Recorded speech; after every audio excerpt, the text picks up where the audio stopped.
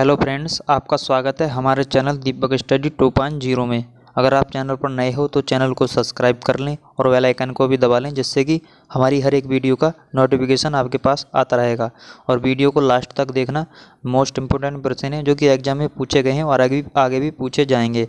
जैसे पहला प्रश्न दिया है, राज्यसभा के सदस्यों का कार्यकाल कितने वर्षों का होता है? तो इसका राइट आंसर होगा 6 वर्षों का राज्यसभा के सदस्यों का कार्यकाल होता है। राज्यसभा की बात करें तो हम राज्यसभा क्या है? एक स्थायी सदन है राज्यसभा। राज्यसभा का उल्लेख अनुच्छेद 80 में इसका उल्लेख है राज्यसभा का। और राज्यसभा की बात करें तो इसमें 2 वर्षों के बाद जो इसमें 1/3 सदस्य सेवानिवृत्त होते रहते हैं, मतलब चेंज होते रहते हैं। और अगला प्रश्न दिया है इसमें, वर्तमान समय में भारत में कुल कितने उच्च न्यायालय हैं? तो इसका राइट आंसर हो जाएगा 25 उच्च न्यायालय वर्तमान में उत्तर प्रदेश में पूरे भारत में स्थित हैं। नवीनतम उच्च न्यायालय की बात करें तो अमरावती आंध्र प्रदेश का नवीनतम उच्च न्यायालय है। पहले आंध्र प्रदेश का उच्च न्यायालय हैदराबाद था। अब जब से कि आंध्र प्रदेश से अलग हुआ है तेलंगाना राज्य 2 जून 2014 को, उसका उच्च न्यायालय हैदराबाद हो गया है। अगला क्वेश्चन दिया है, हॉफमैन कप किस खेल से संबंधित है? हॉफमैन कप किस खेल से संबंधित है? तो इसका राइट आंसर होगा टेनिस खेल से हॉफमैन कप संबंधित है। अगला क्वेश्चन दिया है, फतेहपुर सीकरी का निर्माण किसने करवाया था? फतेहपुर सीकरी का निर्माण किसने करवाया था? तो इसका राइट आंसर होगा अकबर ने फतेहपुर सीकरी का निर्माण करवाया था और इसकी ये राजधानी भी रही थी। फतेहपुर सीकरी की बात करें तो ये उत्तर प्रदेश के आगरा शहर में स्थित है और इसे विश्व विरासत स्थल में 1987 में जोड़ा गया था, विश्व विरासत स्थल में। शाहजहाँ की बात करें तो आगरा में स्थित है ताजमहल का निर्माण शाहजहाँ ने करवाया था। अगला क्वेश्चन दिया है इसमें, जहांगीर के दरबार में पक्षियों के चित्र बनाने वाला महान चित्रकार कौन था? तो इसका राइट आंसर हो जाएगा मंसूर, जो था जहांगीर के दरबार में रहता था, महान चित्रकार था। और जहांगीर भी एक चित्रकार ही था और जहांगीर को न्याय की जंजीर के लिए याद किया जाता है जहांगीर को। और जहांगीर के शासनकाल को चित्रकला का स्वर्ण युग कहा जाता है। अगला क्वेश्चन दिया है, टीबी के रोग के लिए कौन सा टीका लगाया जाता है? तो टीबी के रोग के लिए बीसीजी का टीका लगाया जाता है और बीसीजी के टीके की खोज यूरियन कॉलमेट ने की थी। अगला क्वेश्चन दिया है, प्लासी के युद्ध के समय बंगाल का नवाब कौन था? तो प्लासी के युद्ध के समय बंगाल का नवाब सिराजुद्दौला था और ये प्लासी का युद्ध अंग्रेज़ों के मध्य और सिराजुद्दौला के मध्य हुआ था, जिसमें कि सिराजुद्दौला की हार हुई थी और ये 1757 में लड़ा गया था। और लॉर्ड कैनिंग की बात करें तो ये वायसराय था भारत का और ये इसके समय 1857 की क्रांति हुई थी लॉर्ड कैनिंग के समय। अगला क्वेश्चन दिया है, पेरियार राष्ट्रीय उद्यान किस जानवर के लिए प्रसिद्ध है? तो इसका राइट आंसर होगा हाथी के लिए पेरियार राष्ट्रीय उद्यान प्रसिद्ध है, जो कि केरल राज्य में स्थित है। शेर की बात करें तो शेर गिर राष्ट्रीय उद्यान जो है शेर के लिए प्रसिद्ध है, एशियाई शेर के लिए, जो कि गुजरात में स्थित है। अगला क्वेश्चन दिया है, गरसोप्पा जलप्रपात किस राज्य में स्थित है? इसके 2 और नाम हैं, गरसोप्पा के जोग या फिर महात्मा गांधी जलप्रपात।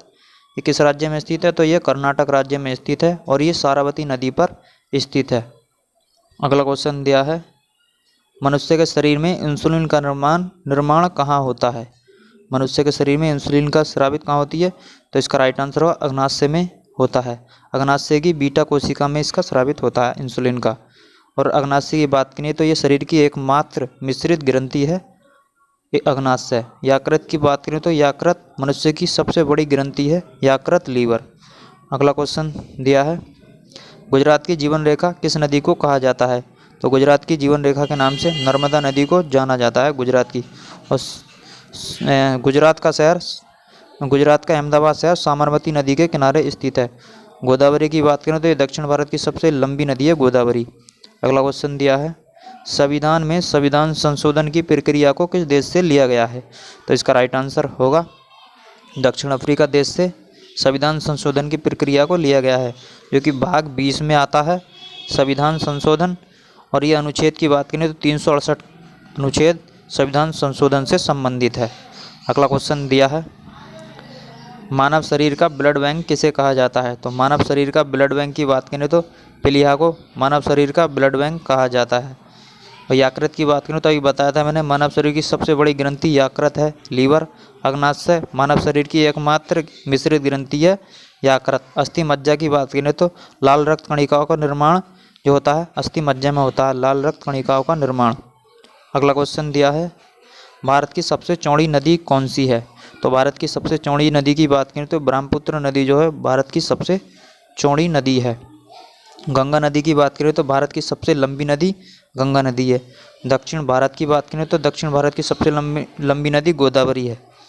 अगला क्वेश्चन दिया है, ओजोन दिवस किस दिन मनाया जाता है? तो ओजोन दिवस की बात करें तो ये 16 सितंबर को ओजोन दिवस मनाया जाता है। 5 जून की बात करें तो 5 जून को विश्व पर्यावरण दिवस मनाया जाता है। 22 अप्रैल को विश्व पृथ्वी दिवस मनाया जाता है और 22 मार्च को विश्व जल संरक्षण दिवस मनाया जाता है। अगला क्वेश्चन दिया है, पेनिसिलिन की खोज किसने की थी? तो पेनिसिलिन की खोज की बात करूँ अलेक्जेंडर फ्लेमिंग ने पेनिसिलिन की खोज की थी। अगला क्वेश्चन दिया है, पोलियो रोग में शरीर का कौन सा अंग प्रभावित होता है? तो इसका राइट आंसर होगा पोलियो रोग में तंत्रिका तंत्र जो होता है वो अंग प्रभावित होता है पोलियो रोग में। यकृत मानव शरीर की सबसे बड़ी ग्रंथि है। अग्नाशय की बात करूँ मानव शरीर की एकमात्र मिश्रित ग्रंथि है। अगला क्वेश्चन दिया है, हैजा रोग किसके कारण होता है? तो हैजा रोग जीवाणु के कारण हैजा रोग होता है, जीवाणु के कारण। अगला क्वेश्चन दिया है, संविधान के किस अनुच्छेद का संबंध राजभाषा से संबंधित है? तो संविधान का राजभाषा की बात करें तो 343 में राजभाषा से संबंधित अनुच्छेद 343 है। 368 की बात करें तो संविधान संशोधन से संबंधित अनुच्छेद 368 और 370 की बात करें तो जम्मू कश्मीर विशेष से संबंधित है 370 अनुच्छेद। और 300 राष्ट्रीय आपातकाल किस में है? तो 352 में राष्ट्रीय आपातकाल है। अगला क्वेश्चन दिया है, चाय की खेती के लिए सबसे अच्छी मिट्टी कौन सी है? तो चाय की खेती के लिए सबसे अच्छी मिट्टी की बात करें तो काली मिट्टी चाय की खेती के लिए सबसे अच्छी मानी जाती है। और चाय की खेती चाय में सबसे अधिक कौन सा राज्य पहले स्थान पर आता है? तो असम राज्य में सबसे अधिक चाय होती है। अगला क्वेश्चन दिया है, स्वतंत्रता प्राप्ति के समय भारतीय राष्ट्रीय कांग्रेस के अध्यक्ष कौन थे? तो इसका राइट आंसर हो जाएगा JB कृपलानी स्वतंत्रता प्राप्ति के समय भारतीय राष्ट्रीय कांग्रेस के अध्यक्ष थे।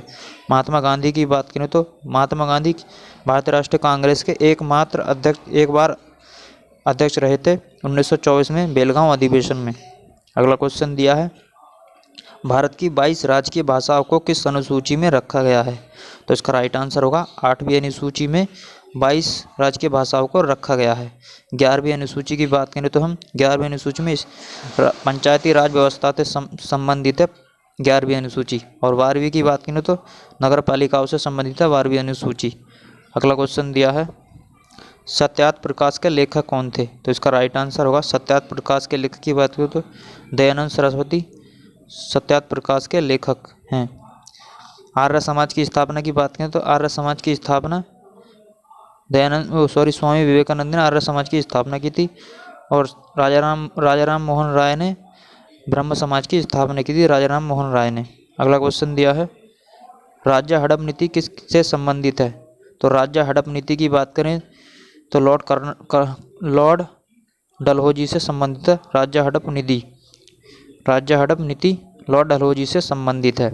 और इसे ही भारत में रेल का जनक कहा जाता है। इसने ही 1953 में मुंबई से ठाणे के बीच 34 किलोमीटर ट्रेन की पटरी मतलब रेल की शुरुआत की थी। अगला क्वेश्चन दिया है, क्षेत्रफल की दृष्टि से भारत का सबसे छोटा राज्य कौन सा है? इस क्वेश्चन का आंसर आप कमेंट बॉक्स में बताना इसका आंसर क्या है। अगर वीडियो अच्छी लगी हो तो लाइक करना और चैनल को सब्सक्राइब जरूर कर लें।